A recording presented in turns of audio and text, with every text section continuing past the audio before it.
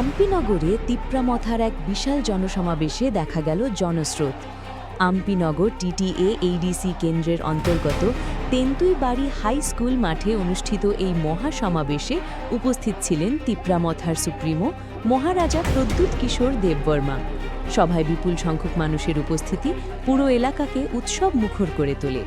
নিজের বক্তব্যে মহারাজা প্রদ্যুৎ কিশোর দেববর্মা জনজাতির অধিকার, উন্নয়ন এবং ভবিষ্যৎ নিয়ে একাধিক গুরুত্বপূর্ণ বিষয় তুলে ধরেন। তিনি থানসার আহ্বান জানিয়ে আসন্ন নির্বাচনে তিপ্রামথার প্রার্থীদের জয়ী করার জন্য সকলের কাছে আবেদন জানান। এই সভায় উপস্থিত ছিলেন দলের অন্যান্য শীর্ষ নেতৃত্ব, কর্মী ও সমর্থকেরা। সমগ্র এলাকায় তিপ্রামথার প্রতি মানুষের সমর্থন স্পষ্টভাবে ফুটে ওঠে এই জনসমাগমে।